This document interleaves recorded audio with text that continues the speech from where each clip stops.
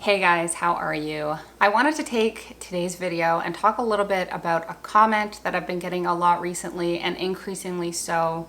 And that is basically that I should not be spending money on upgrading my rental property. I should instead be saving that money to buy my own property, and that it is my fault for not owning a property.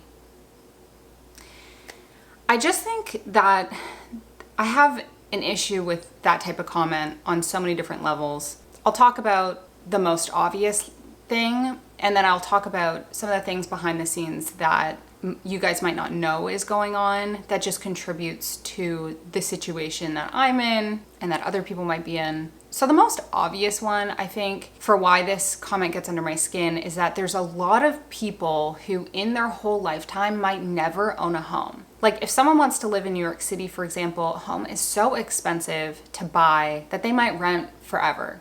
So, doing a renter-friendly upgrade or two, maybe if you just, put contact paper on your counters, which might cost $50, I don't think that's gonna make a huge dent towards a down payment or buying a house in general. So I just think that it's kind of like shaming people for wanting to make their home a place that they like more with a little bit of investment that might be $50, $100, $200. And recognizing that a lot of people, they'll rent a place and they'll stay in that place for a couple years. So in that sense, it's like, I fundamentally believe that you should be allowed to responsibly, financially responsibly, make a decision to do a minor upgrade to your home that you rent, that you can enjoy for the time that you're there, given that you wake up to the home, you come home to that home, and you go to sleep in that home. So I know firsthand how much joy that can bring because I lived in apartments where I upgraded nothing, and then I've lived in apartments where I've upgraded several things, and it brings me so much joy to have a place that feels more homely to me. So that's just like one part. I don't like the judgment around that. Like, what if someone actually could not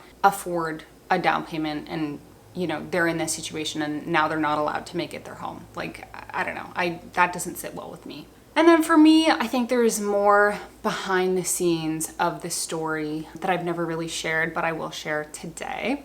The first thing is that we lived in Toronto, my husband Parth and I. We lived in Toronto in an apartment that we rented, and my husband wanted to buy an apartment in Toronto for several years. And then after some time, he wanted to buy a house in Toronto. And we were actually in a position that could have been a reality. But I was actually in the way of that happening because something about Toronto and the general Toronto region just never felt like home to me. I never connected with it. I never felt like it was my home. And it did not feel right for us to move forward in that way. What you don't know is we actually did put in a couple offers, like maybe a year and a half ago, maybe 2 years ago, a year and a half, 2 years ago, we did put in a couple offers on a couple houses. And I'm actually really, really grateful that they didn't go through for reasons that I'll explain shortly. So my husband wanted to buy a house. I stood in the way of that for a really long time. And then COVID hit, and we were in our apartment that was concrete all around, no greenery. We were essentially locked there because we weren't allowed to go outside. So, no trees, no skyline, no sunshine coming in. And it was kind of like torture, that experience. It was like torture. So we decided in the middle of COVID to come here, and that's when the Homemade Happy series started. This is my hometown, that's where here is. I'm from here. I'm from a smaller town that has so many trees everywhere. There's hills for days. There's open skyline, there's nature all around, there's deer outside my window. It's a beautiful place. And we came here, but what you don't know is that when we came here, it was only intended to be temporary. So eventually, because we were in the middle of lockdown and everything, eventually offices were going to open. And we thought at that point, maybe we'll have to move back. But life has its ways, and my husband and I really enjoyed being here, and we made the decision to stay here for a longer period of time. And so we rented this place when we first came here, thinking it didn't make sense for us to buy something here at that time because we thought it was temporary. But now we've kind of decided, okay, maybe we'll buy something. We would love to have a home here. So I just wanted to highlight that finances are such a big thing when it comes to buying a home. But I also think there's other things that factor into it as well that have to put someone or two people or a family or whatever in the right position to buy a home. And we have just literally never properly been in that position before now. And now here is the little part that I've touched on a couple lives, but I've never really gone into depths about. And that is this dream that I have and that we have to build a custom home. So I grew up here in my family home, and that home was a custom home. And I remember sitting outside on our sun deck and saying to my dad when I was little, like, I want to have a home like this, and I want to build something that is custom and uniquely me and is different. And so that's a problem, right? Because my husband and I have no idea how to build a home, and there's just something that's not felt 100% right with the prospect of buying a ready-made home. It's not like we haven't looked into it. We have. It's just that, you know, there's homes that are already really, really nice, but then they're really, really nice, and I don't want to do things to them to make them custom to me. And then there's houses that, you know, are quite worn down that you would have to fully renovate, and that just doesn't feel right to me either. So I'm pretty sure we would love, like, what I think we want to do is to build something that's custom.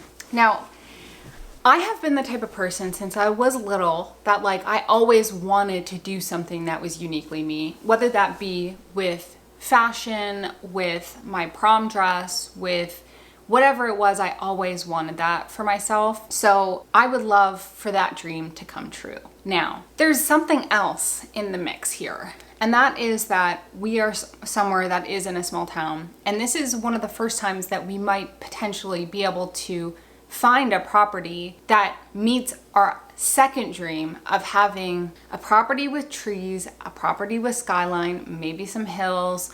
I don't know, like, but that is our long-term dream. Like, we want that. I also think living in somewhere like Toronto with all the concrete and everything, it made it apparent of the things that in nature, if we had around us, would bring us extra amounts of joy. And those are some of the things that were really highlighted. So that's definitely what we're looking for. Now, that's not just like readily available though. Like, although we are in a place where it's probably possible to find, it's also not readily available. So it takes time to find that. It takes the right situation in life lining up.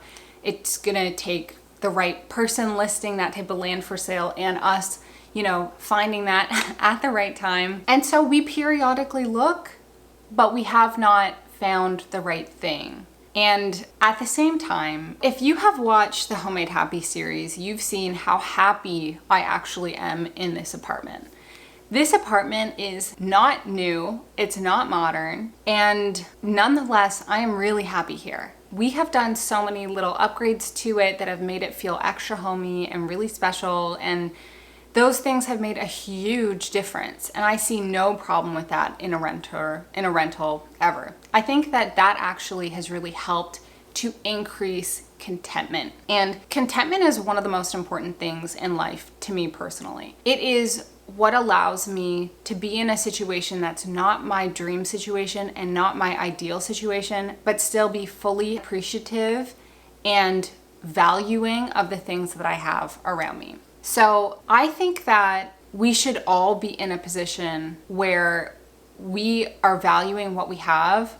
And if the slightest little upgrades can help with that increased contentment, is it such a bad thing to do it? I don't think so. I also just want to say, like, I never want to be the type of person that is like, I hate where I live and I'm just thinking of the next thing. Then I get to the next thing and I want the next thing, and then I want the next thing and I want the bigger thing, and I never want to be like that. That's like the opposite of me and everything I stand for. And I just think that we should all be allowed to have big dreams, while being contented with where we are now. And that the little upgrades that can go into it, the little things that make you find a little bit more joy and a little bit more contentment with where you are, you should be allowed to do them. So anyway, thank you guys so much for watching. I hope this gave a little bit more on my backstory and where we're at. You know, send some positive vibes for us that we'll find the right type of property and that we'll be able to make our dreams come true. And I send the exact same thing back to you guys as well. So